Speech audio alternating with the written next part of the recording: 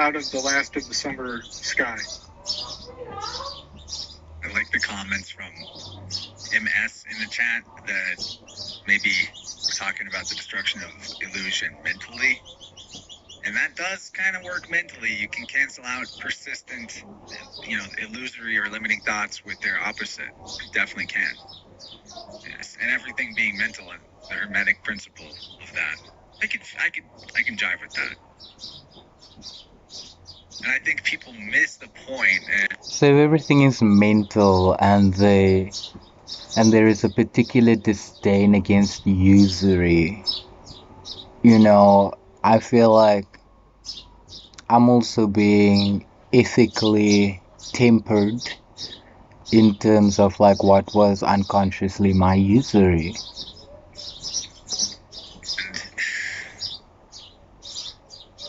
Yeah, the logic fan. For mystics always talk about things in the abstract. For a lot of them, actuality or existence is the enemy. Yeah, and that's that's what I think we're up against in the world right now, is the factions that see reality itself as somehow not real and to be rebelled against or destroyed or jailbreak the construct, as it were, all of that. But going back to the plot, progressing forward in the plot, she finds out the magic does not work at the TVA. Her left hand, she's looking at her left hand, her left horn is broken, her left side symbolically is broken, her feminine side. But she can take the magic phallic stick. And she does her stick karate, beats the dudes up. I really like this guy's face. The extras really put in, they went the extra mile with their anguish and their expressions as they're getting He's looking a little... He looks a little like Homie Romy if Homie Romy was playing the role. I was thinking it was like Kali or something. He's being destroyed after all. Yeah, and they make the worst noise. When they die, they're all... Yeah. Loki follows her through the time portal. This, to me, is reminiscent of how, in the mythology of Tammuz, Ishtar/Inanna and Tammuz follow each other into the underworld. As in, one goes in to retrieve the other, but then the other comes out when they go in. And they're in this constant cycle, the summer and the winter, essentially. Yes. It makes me think of that Corona Borealis and the Corona Australis. The fact that I'm convinced that there were literally two entryways going through the fall, and they go in one and come out the other.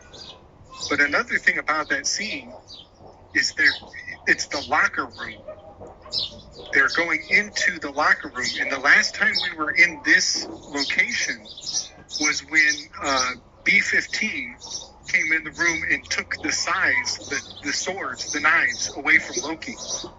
Owen Wilson is like, he's like, oh, here you go, just in case. And he's like, all right. And then B-15 comes to walk a shit. I don't think so.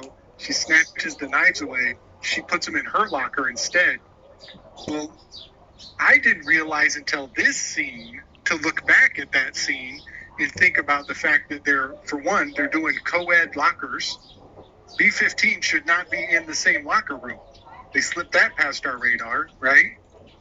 And then here in this aspect, he's chasing his own animus through a locker room. And so there's something really psychologically profound about that. He is committed. He's now committed to pursue his own animus. And the first thing that he's brought through is into the locker room where he got bullied before. Last time somebody tried to give him some manpower between two men, and some woman comes up and snatches the manpower out from his hands. Like the moment of disempowerment happened in the locker room. And so here he is retracing his own trauma, his own steps. And what does he do? He looks back, he sees that locker, he's like, I'm gonna steal that shit. And he goes and he gets his swords back. So there is kind of a re-manning up that goes on right here, but it's not explicit. It's really very subtly uh, uh, going on behind the scenes. You got to be looking to see it. Yeah, thank you for, that's a better explanation of, I never really thought of it as locker room politics, but it definitely was. You know, and B-15 is another masculine female in this series. I mean, she's beefier than all the dudes that she's standing around in that scene where she takes his, she castrates him symbolically. Dude, the word B-15 is basically beef. B and then F. Beef. Beef. She's a beefy teen. Locker room teenagers. So I wanted to talk about Ishtar, or Inanna, also called Geshtinanna, which to me, Geshtinanna, it's basically got Ganesh in the name, you know. It's there. Ganesh, Janus, the doors of the year. Particularly, that fits, in my opinion, symbolically because the Tammuz and Inanna marriage date was the marker of the end of the old year, the beginning of the new, which would be like roughly the end of March and the beginning of April for us, but that would have been where the year ended and began back then, allegedly. You see the horns that she's got here, Ishtar, goddess of love, war, and fertility. That makes her identical to Aphrodite, who has all those same qualities. And here's another verse from the book of Lamentations. He hath cut off in his fierce anger all the horn of Israel. He hath drawn back his right hand from before the enemy, and he burned against Jacob like a flaming fire, which devoureth round about. Especially that, you know, the flaming fire devoureth round about, that's very much what's going to be going on later in this episode. But cut off the horn of Israel. We have a cut off horn here on Sophie, shown very clearly throughout this episode. And here's a perfect The example where you wouldn't even know, cornucopia. you know, if you didn't have the context of horn The referring to the cornucopias, guys. cornucopia, Oh, then you would probably be confused reading this Bible verse, like most Bible verses would be if you didn't have the symbolism.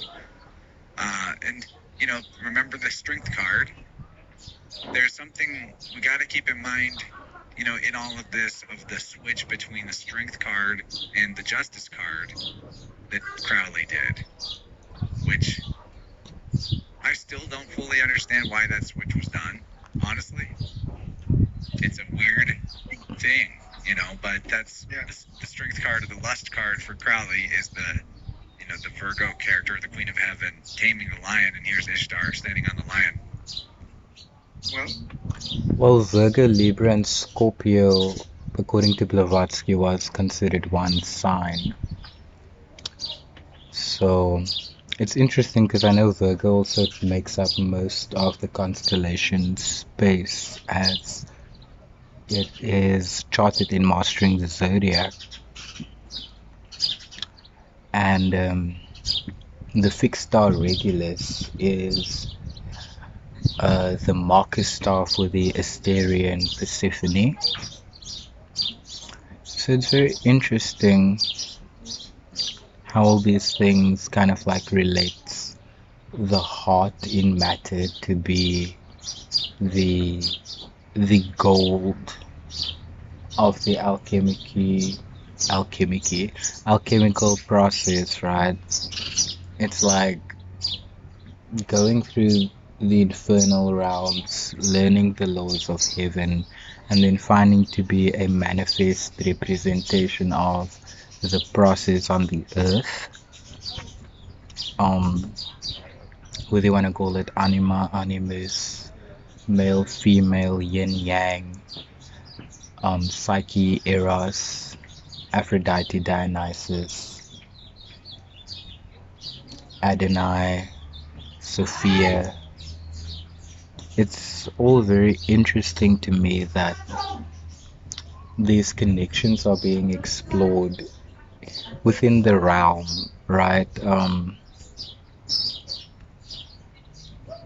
because when I was a child, like I would always hear different languages and different movies and things, and seeing different cultures, different things like that.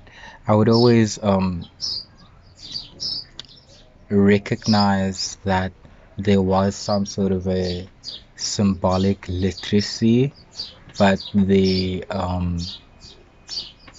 like the artistic renditions and the cultural formatting of those archetypes. Like at the time, I didn't know to like lump certain things together as archetypes, but like I definitely knew when I was seeing like a queenly mother goddess, um, divine feminine archetype, when I saw a prince archetype, when I saw an emperor, king, troika archetype, you know.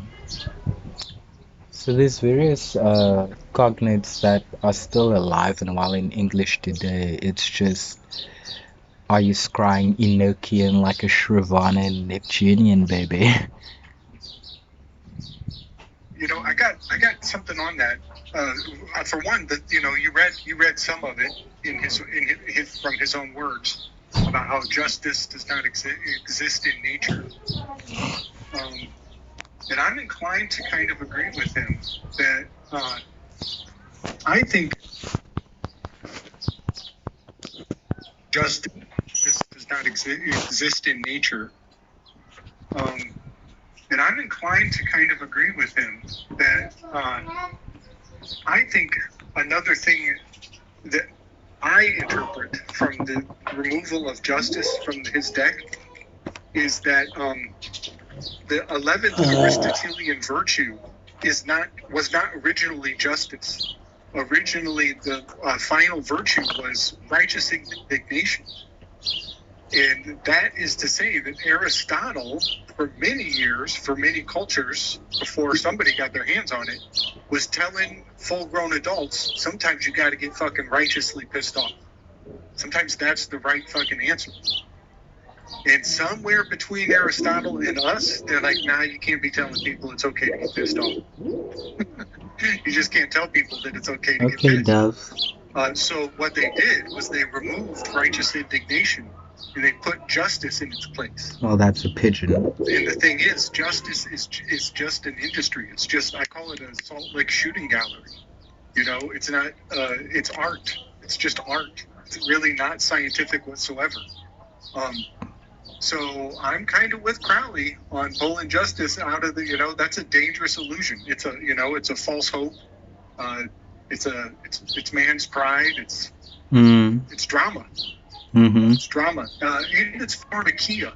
It's also pharmakia, believing that you can put your sins or your transgressions into a surrogate persona.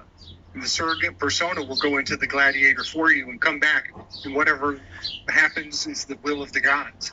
It's just superstition and drama. I've literally been feeling that, because whatever was behind the psychic attack, it was literally asking me to trade people as soldiers. And every time I closed my eyes, it was like they were going through the sandstorm and oh my word. Am I crazy, guys? What the fuck? I kid you not. And I was like, I can't, as much as I can't even control these thoughts now, I am just going to give it up to whoever believes in God, because the power by which I know animates all life is giving the just due of me being able to psychically fight those things off, knowing that there was no my morality, the manure of my rage.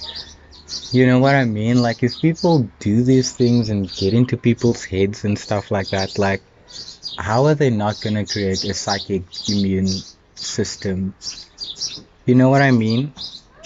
So like I'm just always trying to like not let those things, those farmers, those rumors, like siphon me from a physical perspective, because I always feel so mocked by reality when it's like, yep, we got him triggered. There goes the gas into the car. There goes money into the account. Like God knows what I was like being led to like think, but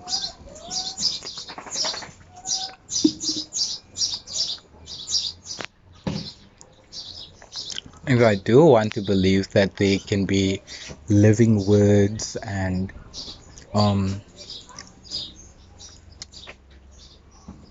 the breath of life and so on, why isn't it enough for me to be like in a meditative state and not be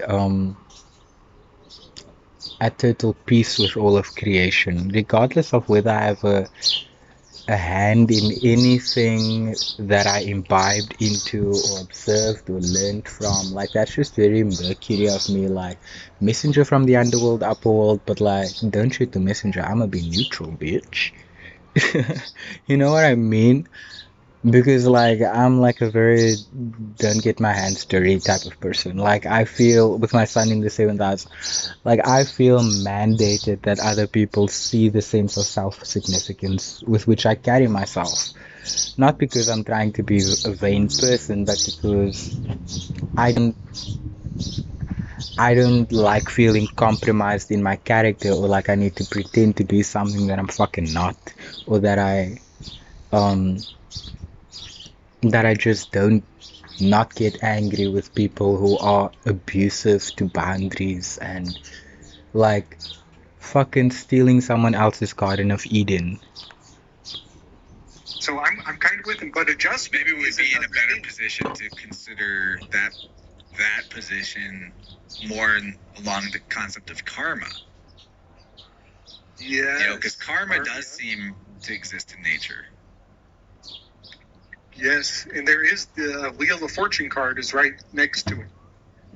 The wheel comes into play very proximally. Yeah.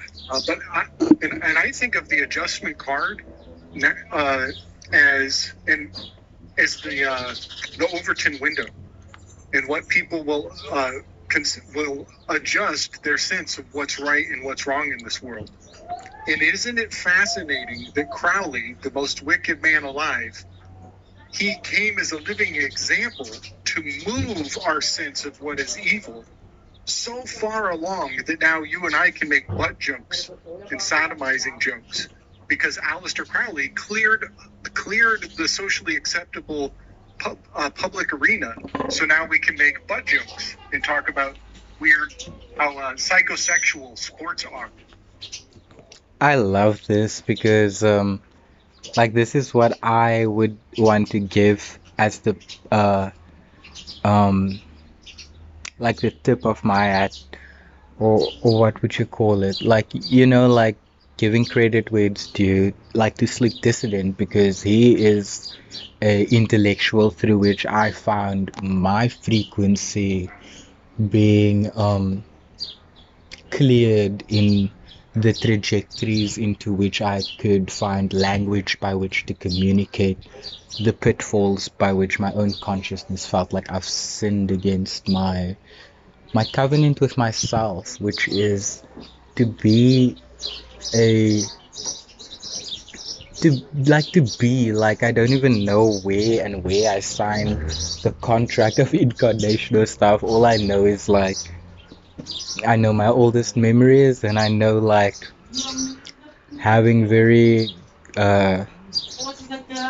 great ethereal childhood memories, and I remember feeling like every time I was gaslit or uh, frightened or beaten or bullied or anything like that, every time I just felt like I came down another level from like a certain height that I felt comfortably seated within myself, within my own consciousness, within my own imagination. Like I could dream and think of whatever I wanted to experience, whatever I wanted to, in a state of innocence before someone told me this is good, this is bad, this is wrong, this is this or this is that. Like the way I would always feel like I am like the bull in a china shop in terms of just like, oh, you're gonna break this, and then I'm like, I didn't even go there, like.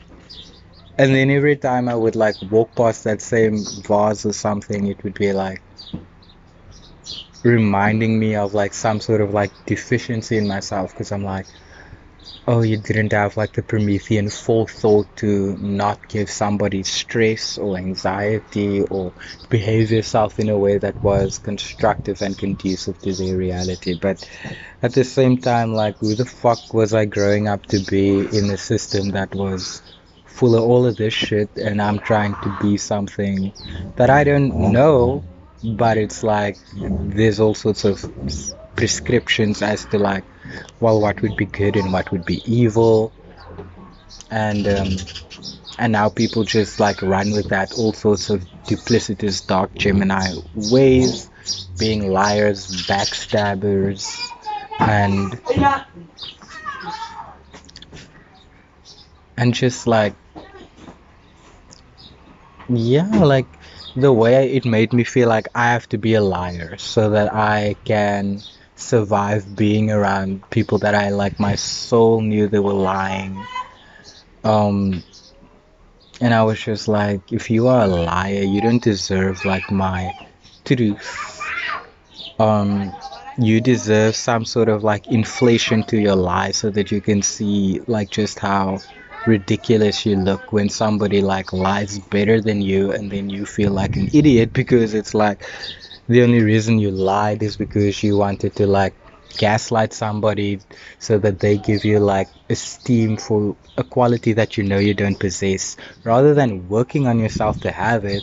Like you lie, or you have all these subtle ways of manipulating attention back to you, or putting other people's versions of reality down and always causing fights and shit like that. Like I could never really understand that shit. That's why I say like I was chasing my animus just in terms of like the divine feminine to myself, because to me my mother is the closest memory that I have to like a creator god, because just knowing how I felt like staring out of the pools of the waters behind my very unimpressioned mind through my eyes, seeing her giving me a bottle of Nesquik in a jade bottle, and things like that. Um,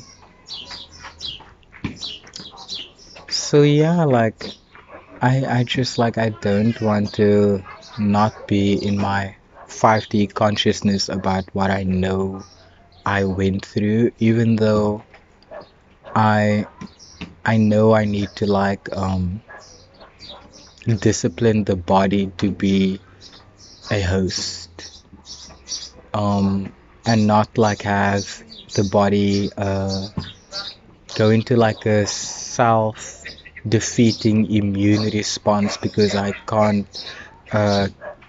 keep correspondences between all the psychic tensions between which my dualities create the soul alchemy by which I experience the generation of that precipice of choice for new realities.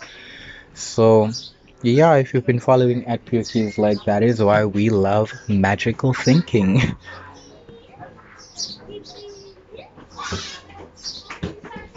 And we owe Crowley for that, because Crowley just threw the gauge of what's socially acceptable so far. And every once in a while, we have these characters like Marquis de Sade.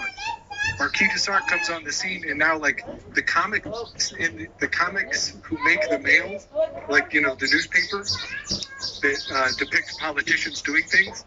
After Marquis de Sade, the comic strips became like insanely lewd. And, like, everybody's walking around with Priapus boners in the newspaper. And so what is socially acceptable gets kind of thrown and adjusted periodically. And That is so interesting. Like, I went to the shops today. Like, I had to go buy some veggies and potatoes and stuff for my grandmother. And like the whole time I was walking, I was feeling so like fluffed up and just like, what is this today?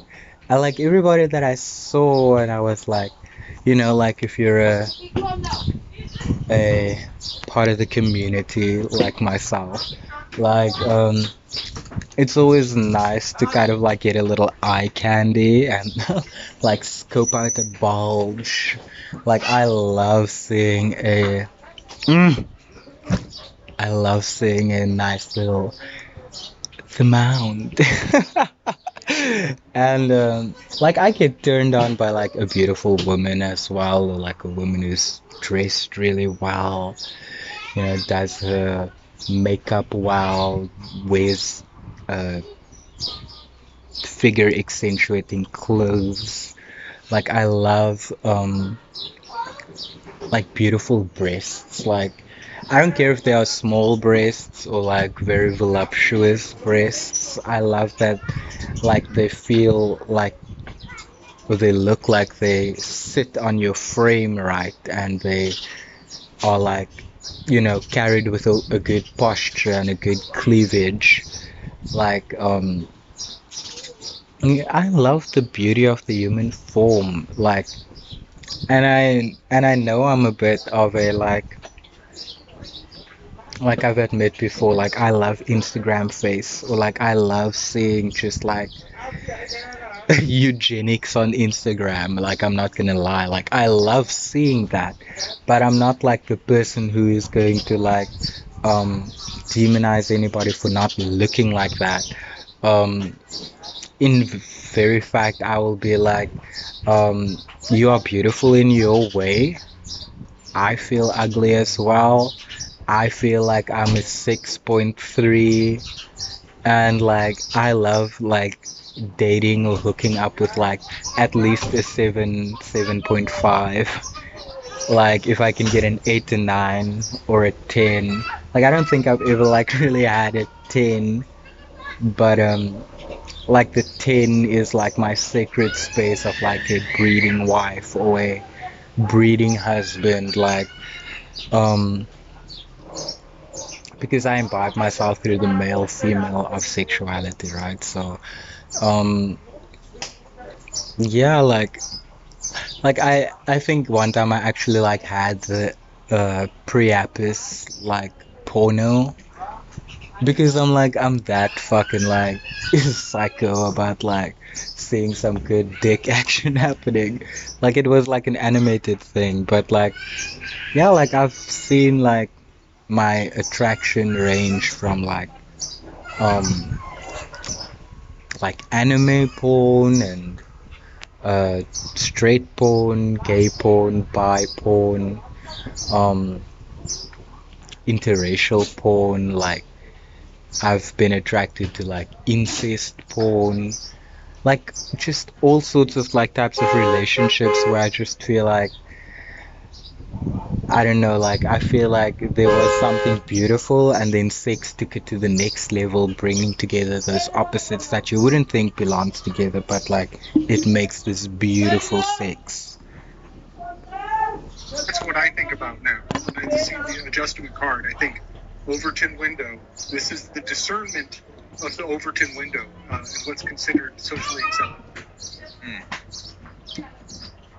Oh, and this lambdoma metric, this matrix measurement, this XY axis thing, at the very top of it is balanced an infinity symbol, the sideways analema. And sure enough, he changed the card to be card number 8. The lambdoma is a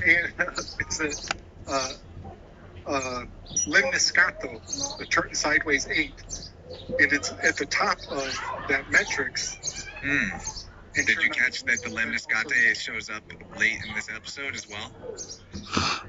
The moment when they're finally crossing the threshold into, like, you know, the hopeless side of the gates of judgment.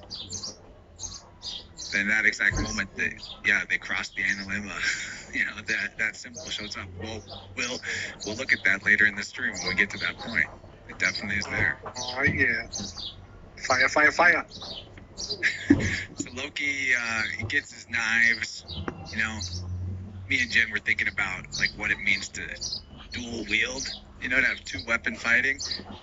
There's a type of Roman gladiator that was called the Demacarus, something like that. The name is basically the Greek word, or, you know, according to the mainstream etymology anyway, Makari, which is D, dual, or two, and Ma, which is justice, essentially. You know, it's another name for the Athena or justice character, Ma. And then Kari, which is hands, but also, you know, takes us into the realm of Charon, the ferryman. Just some fun little etymology. Demicarius. Loki is a Demicarius. And we see in the hallway all of the people who've been killed by variants.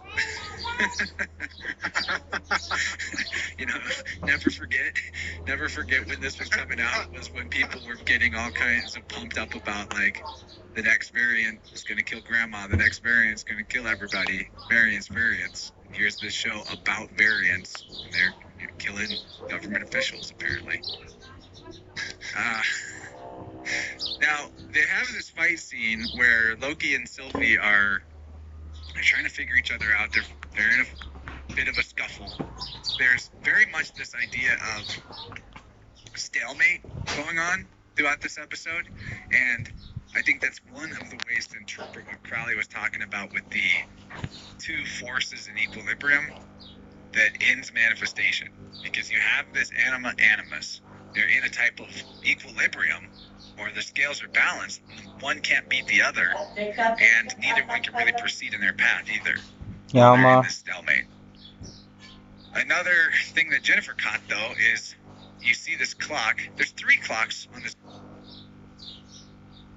mural, but there's only one that they show repeatedly. In a lot of the shots, you can only see this one that I've circled. And then in the end credits, there's a very prominent projector that's shown, hollow projector 35, and on this clock is the time 11:35. So I was like, you know what, let's just see, is there any reason why we should be thinking about 35? Turns out that there is a great reason to think about the number 35.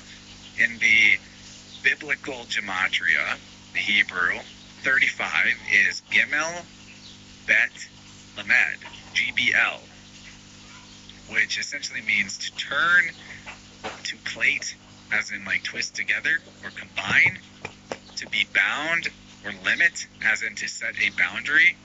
It can also refer to mountains or hills or high places, essentially. First of all, 11:35. That's the 11, and then 3 plus 5 is 8. So there's your justice card and strength card. You know, 11 to 8 being adjusted. 8 to 11, 11 to 8. That's all in the mix. And I'm going to just move forward, but we're going to keep GBL in mind here. You have, well, also, if you do the BV switch, you got gavel out of GBL. There's that, gavel, as in the judge's hammer. And this is the TVA we're talking about. They're the time gods, the time judges. But here, since we're talking about boundaries with 35, great time to bring up Terminus, or Termes, aka Hermes, a psychopomp here, or a boundary marker, essentially. In Etruscan religion, Termes, or terms, is the equivalent of the Roman Mercury and the Greek Hermes, both gods of trade, and he's the messenger god between people and the gods. You know, same exact deal, same attributes, caduceus, the winged helmet, the winged sandals, all of that jazz. We've also got the archaic Herm, which are these posts that have the god Hermes' head on them, and also often a phallus, like think Priapus. You've also got the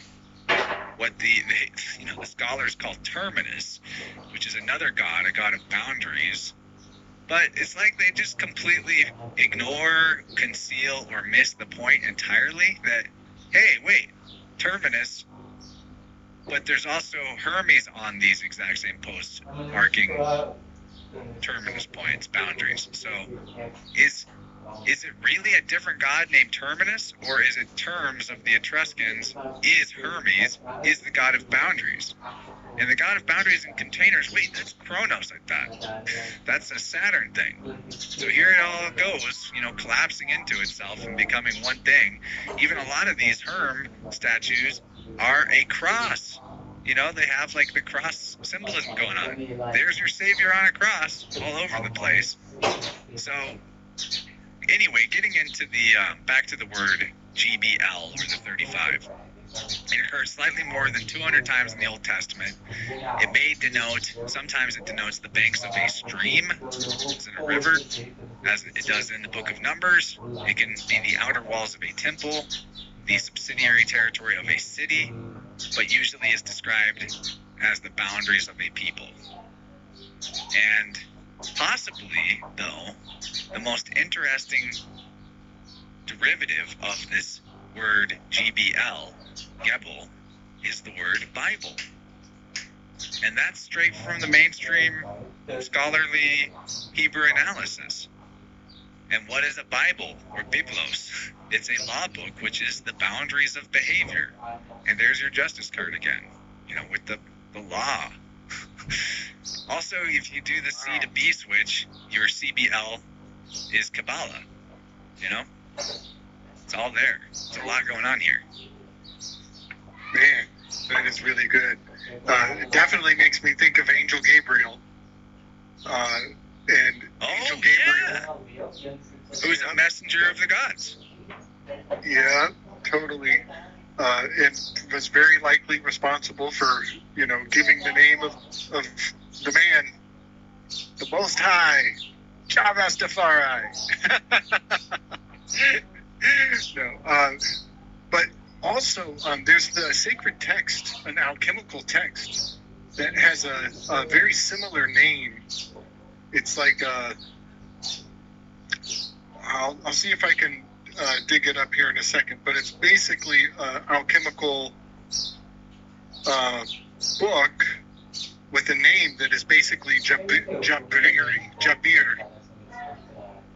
And it has many ciphers. It's very numerically oriented, and I've often joked with Juan. I actually told him, I said, if Jesus was a homunculus, then this Jabiri book is the book that the recipe came out of.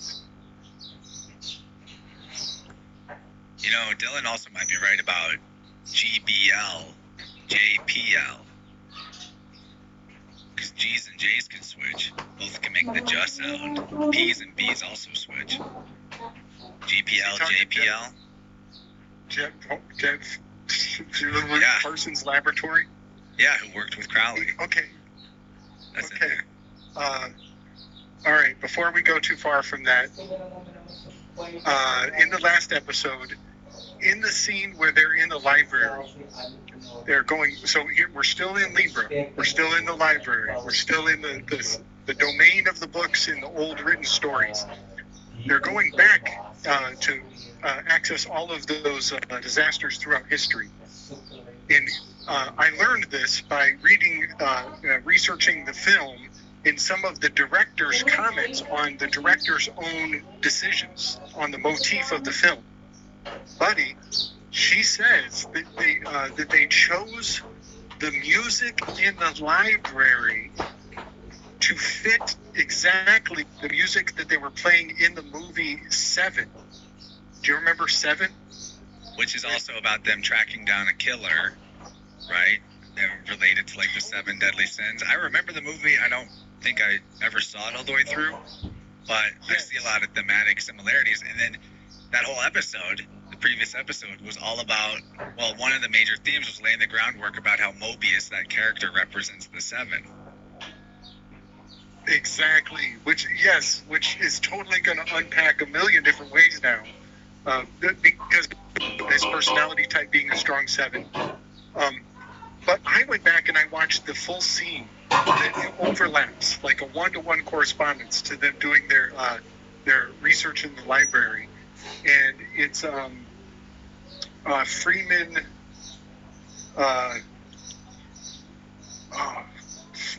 Freeman. What's his first name? Morgan Freeman. Thank you. He's doing the research, and he pulls Dante's Inferno, which I've done some research on that in the 9 levels of the Inferno with the 9 levels of the Enneagram. But he's also pulling Canterbury's Tale. And in Canterbury's Tale, he specifically, I peeped his notes, and I snatched a screenshot of his notes. He's specifically drawing on the part of the story called the Parson's Tale. In the Parson's Tale from Canterbury's Tale, it's like one of the many chapters, is the part where they list the 7 deadly sins and the 7 remedial virtues that will cure the 7 deadly sins. And so I just wanted to mention that. It's also the JPL. The Parson's Tale is also the terminus, or the terminal point of the Canterbury Tales. It's the final tale in the frame story. That's it. That's what's up. Yep, just totally. We had to study. That shit. I was an English major, so I did a lot of Brit Lit courses. Nice, dude. That's awesome. So it's so fascinating to me because, Chance, here we are studying Loki, going down really obscure associations. I mean, it doesn't get much more thin branch of speculative association to get to the end of the scene with Morgan Freeman and find out that it's all about the 7 deadly sins again. And just last week, you pulled out the Economist magazine. And on the cover of the Economist magazine was the 7 deadly sins, giving the rough map to hell. Very, very fascinating. Yeah, the roadmap to hell. Oh yeah, that was in episode 1 of this, wasn't it? Right. Yeah. So all of this is just blowing my mind because the Enneagram is my map to both through the heavenly realms and through the infernal, obstacles of existence. So yeah, very fun to find the 7 deadly sins popping off yet again. I affirm that. I gotta mention this comment from Mick again in the chat about GBL. This one got right past me. This is why I would love to chat, you guys. Thank you for the weaves. Because this feels really relevant. GBL is a drug that when you take 1.2 milliliters of it, you get high for an hour, and then your body processes it and turns it into GHB, and you get high again. I remember hearing about that one. That's like a rave drug, right? And he says 1.2 milliliters is the boundary, and if you take more than that, you get what I've termed possessed high. It's scary to watch. And get this, the GBL as a drug is called gamma booty rolectone. Gamma booty. Gamma booty. We did a lot about Loki being a gamma at the beginning of the series and, changing.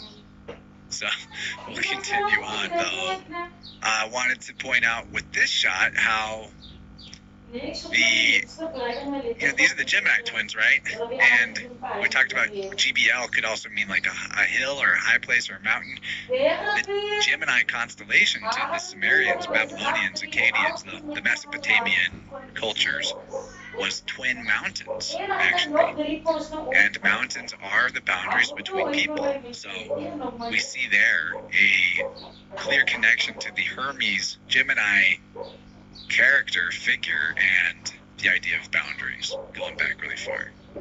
And the whole scene of them fighting and being in their stalemate is interrupted by Renslayer showing up, and she's like, I'm just going to kill you both. I don't care if one of you kills the other. I'm getting rid of you both either way. Loki, quick thinking, activates the tempad, and they fall through the trapdoor again. So here's another the fall moment, which is the theme of this episode. constantly in the fall. And Oh, look! We get a picture of the timekeepers on the side there. Dude, I'm loving the one with the gigantic mustache. He's looking a little like Nietzsche. Kind of got the walrus mustache going over there. I can't wait. I think that's next episode that we get to see the timekeepers. So, Man, we'll have fun with that. I'm looking forward to it. I haven't rewatched those episodes until I get to them to analyze them for this. It's been a lot of fun. I'm really grateful for the people that are on this ride with us too. The people that, like, you know, they see it, oh, it's about comics or whatever, and they don't tune in, but they normally would watch my streams. They're missing out. Like, this is the fun stuff, man.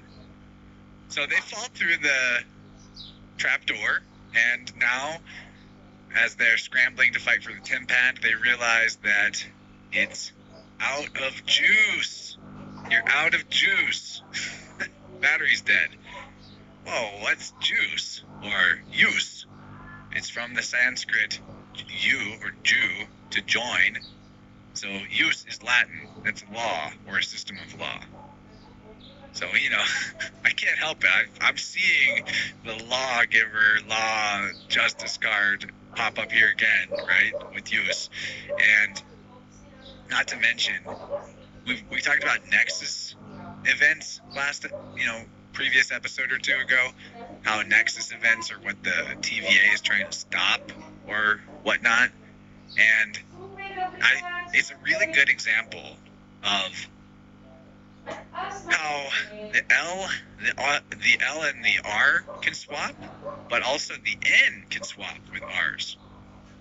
So in Latin, ligare is to bind. Religare is to rebind, or to retie, to bind or to hold fast. That's where the word religion comes from. But ligare is like legislation. You know, it's that lig or leg, that's of the idea of legislation.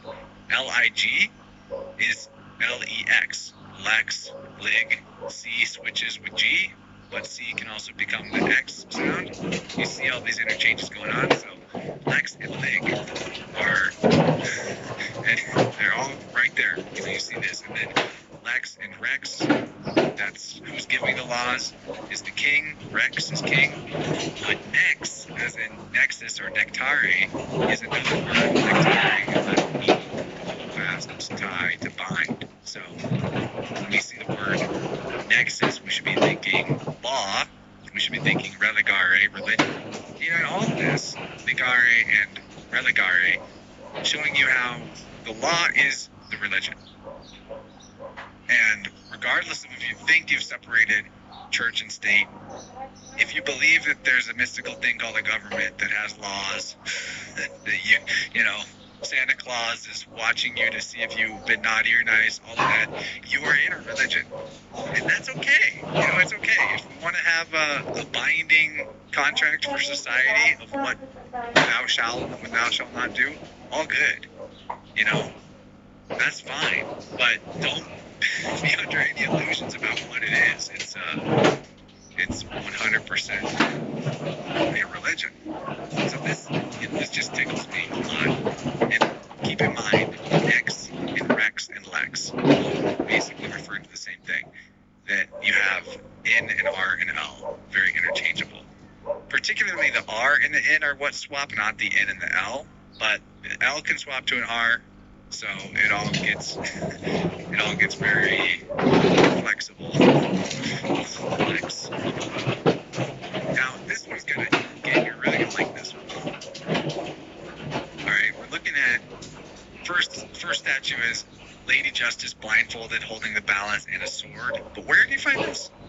Hong Kong. This is in Hong Kong. This is worldwide, baby.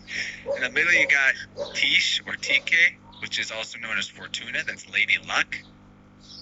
Then on the right, you have her again, Fortuna, Lady Luck. But do you see the blindfold that she's got there? That's because this is all the same being. It's all the same character. They divide her up and say it's different, different gods, different goddesses. But like I said in the beginning, it's actually all the same one that has different epithets and names.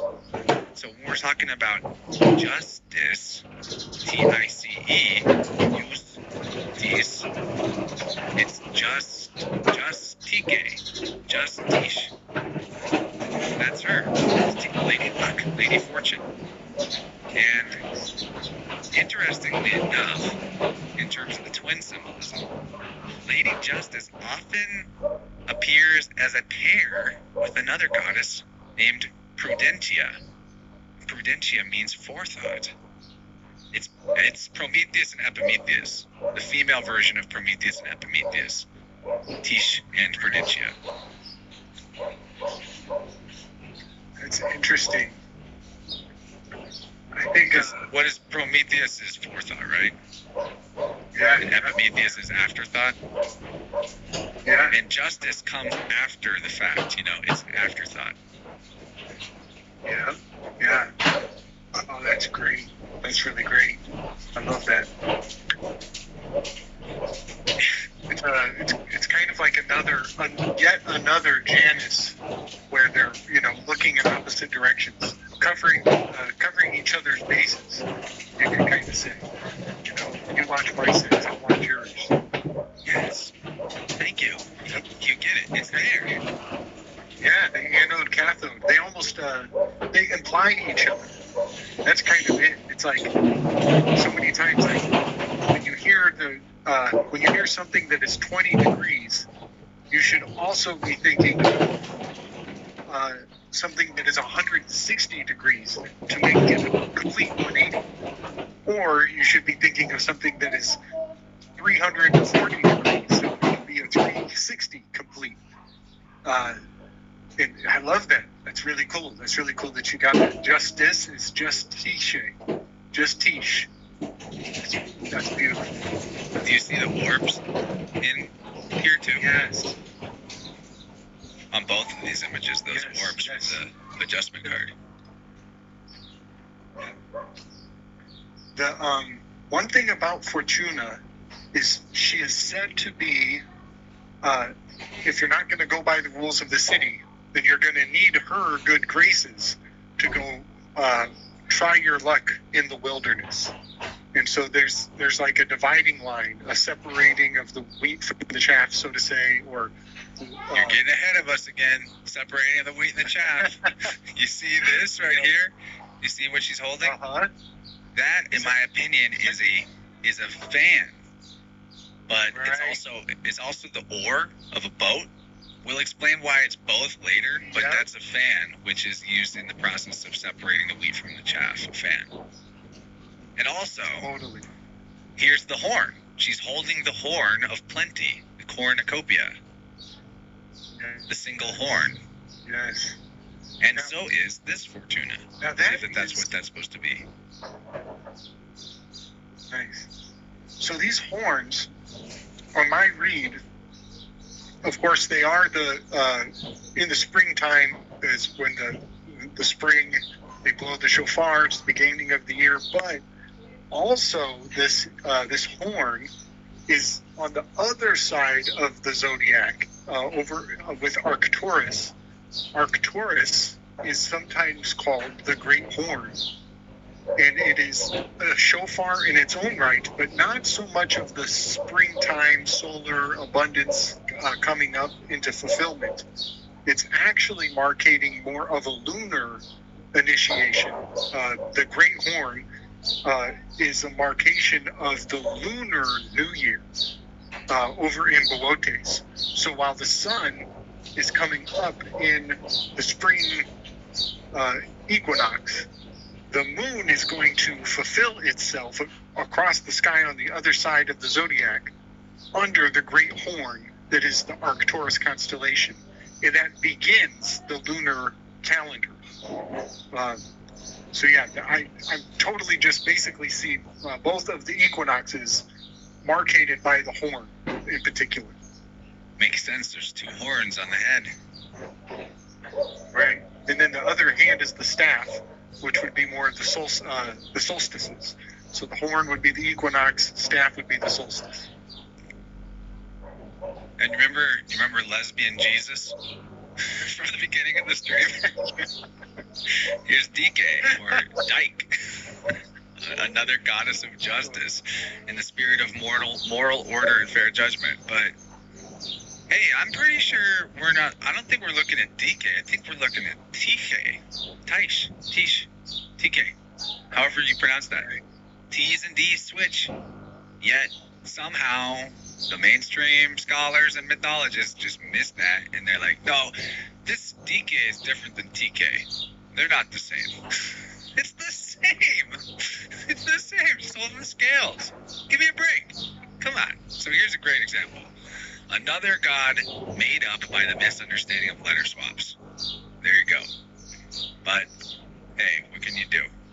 We're onto it, and you guys listening are onto it. You'll know what you see. You won't be confused by the mess of zillions of gods and goddesses. You'll realize, oh, it's all one system. It's all the same thing. Very helpful. Very, very helpful. But I can't help but wonder if, like, you know, is that where we get the lesbian being called a dyke?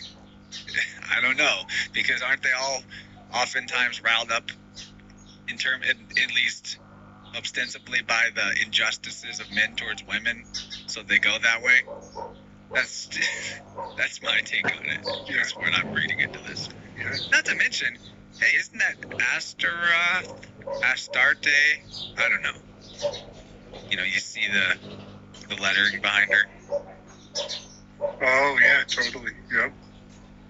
So back to the juice, which, by the way, Mick in the chat says that the juice is another name of that GBL drug, juice. That's funny. Oh, damn.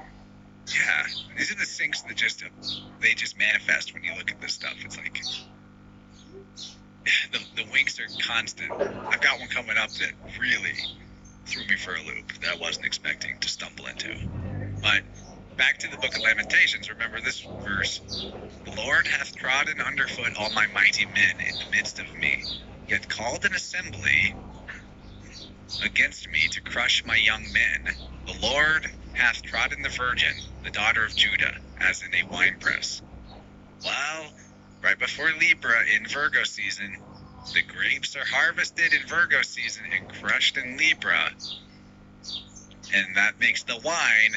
But when did the grapes ripen? During the Leo season, when the sun is in its fury. That's why the wine, symbol of Bacchus, creates that divine madness of like the Bacchian rites. They're drinking the wine that contains the fury of the Leo season. So this whole thing about like crushing the wine, we're crushing underfoot, trodden the virgin underfoot. We're talking about that point in Libra where the grapes that were harvested, they're untouched grapes, they're virgin grapes, for extra virgin olive oil, harvested in that season. Now, the next shot, the two Lokis get fighting again. They're in their stalemate, and he throws her into a barrel, just like a barrel that you crush the grapes in. Just like Diogenes. Not to mention it's all this purple color grading, purple being a color associated with the grapes. Though this is the wine press, though. She gets thrown into the wine press.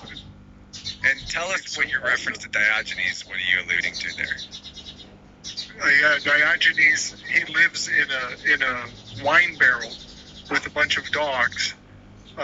He's the cynic. He's the philosopher cynic. And he's said to go around naked, surrounded by the dogs, living in this wine barrel, and he's got a lantern. He's the original hermit card. He's basically the original hermit card. The wine barrel that he lives in is the Crator constellation.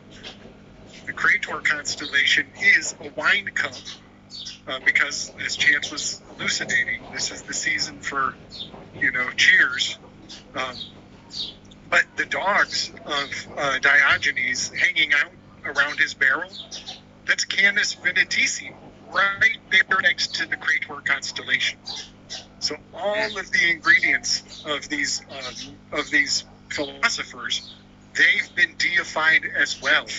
into the constellations. Oh yeah, the crater is the wine vessel. Vinatici, kind of reminiscent of the word vinter, which is a winemaker. Isn't it? Isn't it? Great call. And a vin, switch the V to a B. Vin is a bin. That you might keep them. You might be keeping it in a bin. Could all be there. Language is one big interconnected symbolic story time. Super fun. And Canis Venatici is an anagram for Vatican science. Hey. It's a loose anagram. It's not perfect. I had to be playful with word science. But we know that they are masters of the vat. The vat being, the spirits that they need for their rituals. So yeah, very interesting. The Vatican science, and they were the. They can't forget the greatest vinter of all is Jesus turning water into wine. That's it. That's totally their magic. Totally. And Noah, who taught the people the art of making wine, because Noah is Bacchus. Same as the Cox in the Mexican indigenous religion, or I don't know, like I can't remember off the top of my head, like Hotlotl or some crazy word. But they had a version of Noah. He's the flood hero, gets off the boat, teaches people winemaking. One of his sons sees him naked. Everything, the whole bit. Like, it's exactly the same. Wow, fucking Cox.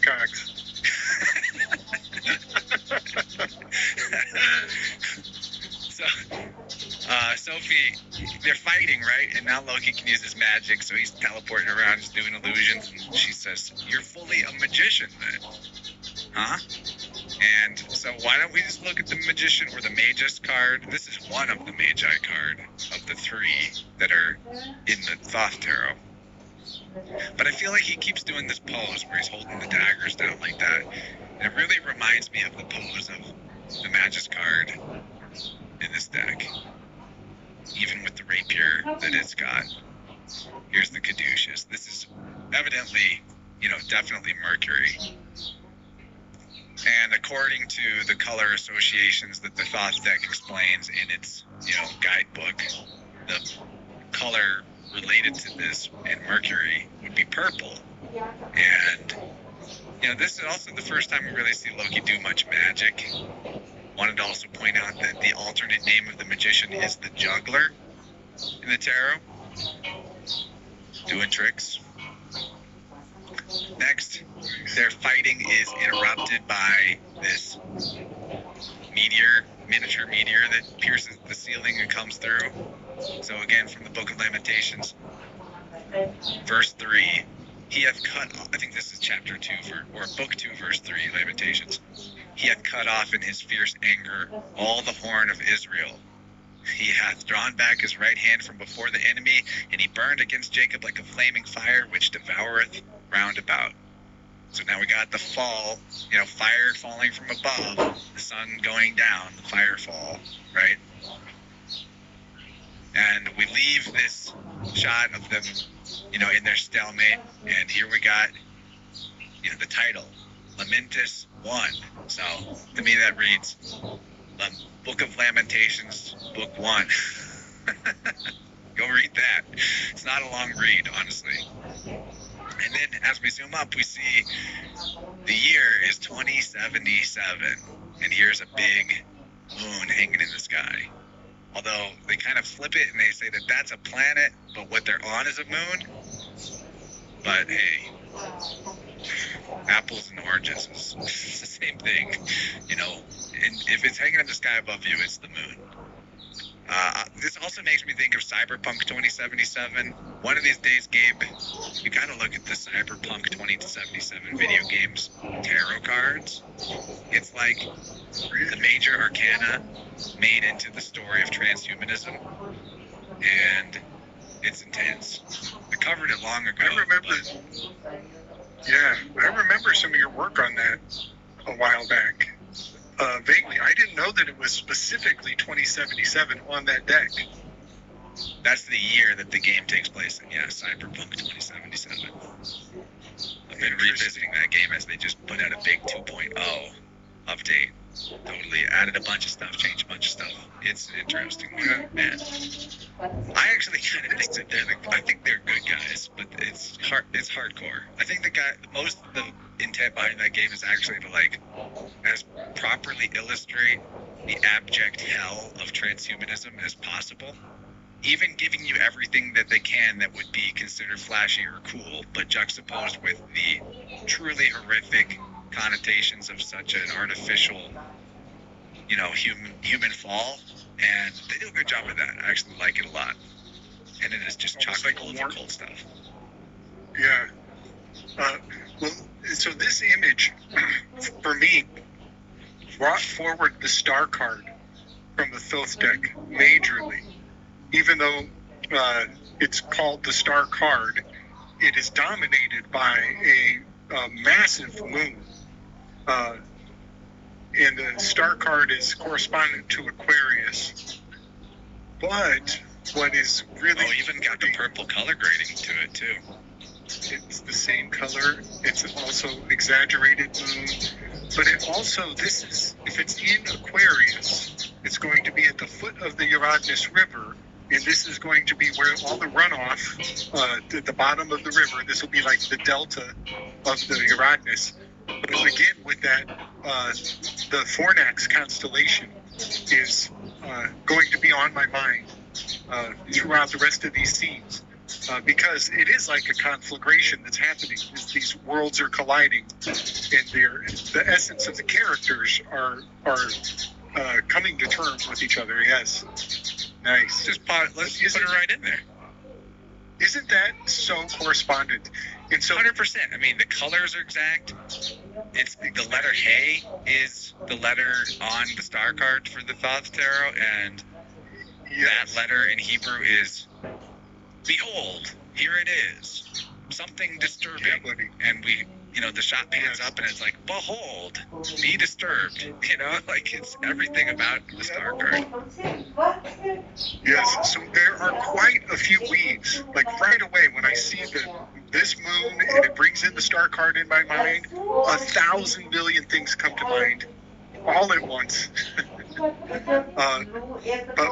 one of the most important ones is going to be the Fornax constellation. But also, everybody remembers the China weather balloons?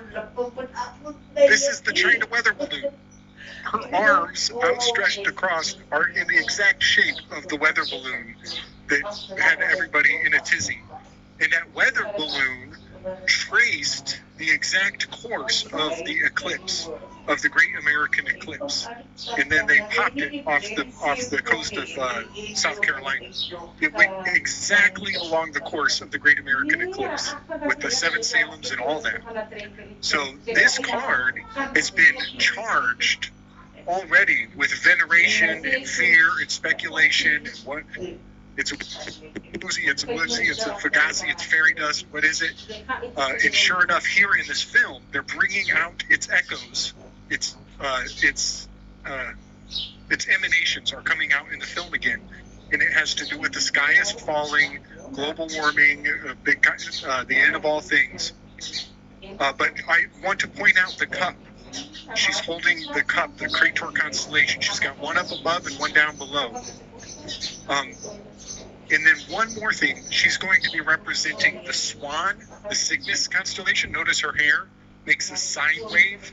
The Cygnus of the sine wave is the wave of her hair. She's going to be representing Pegasus, which is the vehicle of the hero, the gift that lets him escape. But she's also the augur, the reader of auguries. February 2nd with Groundhog's Day is kind of intrinsic to her location. But then I'm seeing, you know what an augur looks like, right? It's a spiraling screw shape. It's like a drill. It's a drill. And look at the shape of her hair. Her hair is literally the shape of an augur or a drill or an Archimedes. Oh, and that what they call that, where it's like twining around itself. That yeah. what is the, like braiding in a sense, twisting together a plate, or plait, plating.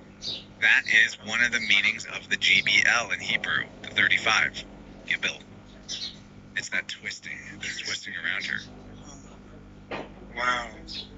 So the helixing, if you will. one thing that I noticed in this episode, nice, yeah. One thing about this episode, it's just a side note. I don't know if it'll come up or mean anything, but we're actually not seeing any of Mobius. It's like they can only pay so much.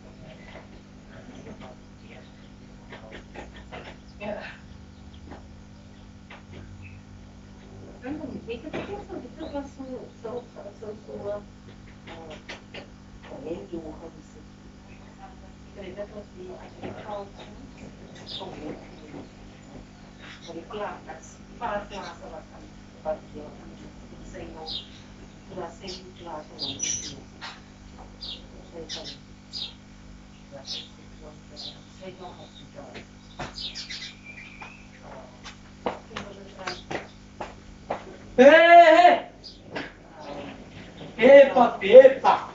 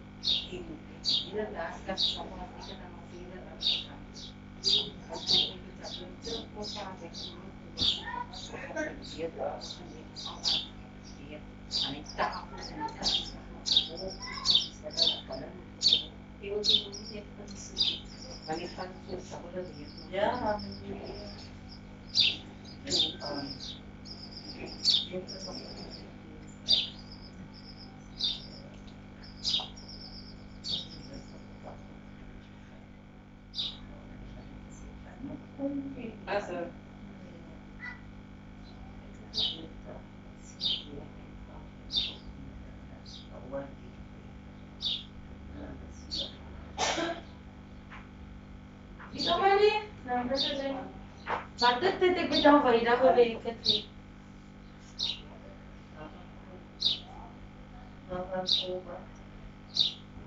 Wat is dat komen? Oh, precies school wat ik dat hier doe. Nee, dat wij daar gewoon niet op. No, het was die school dan. Nou, Dat was dat geen maar nee, was nou die jaar. was het die jaar? Maar ik weet niet wat het ding was nog niet tegen en schrijf. Anders kan ik high school maar ik los. Dat wij daar. En dan wat ik spelen.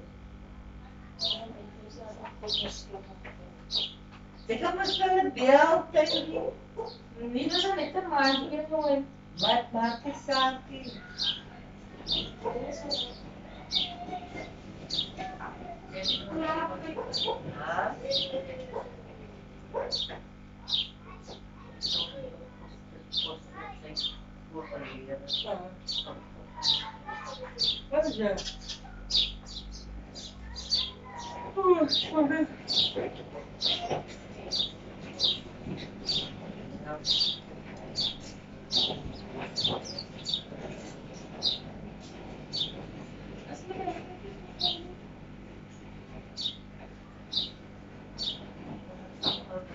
Ja, tijd.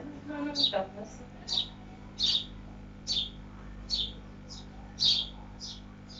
Misschien je daar niet meer.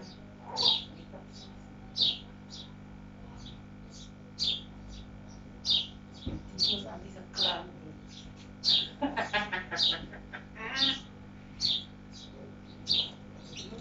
Dat is klaar. Die zal misschien nog niet even verrassen.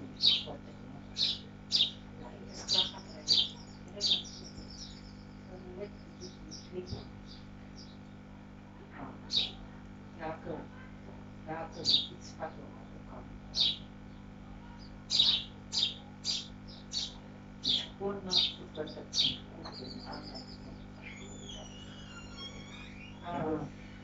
Maar mensen verstaan traffic.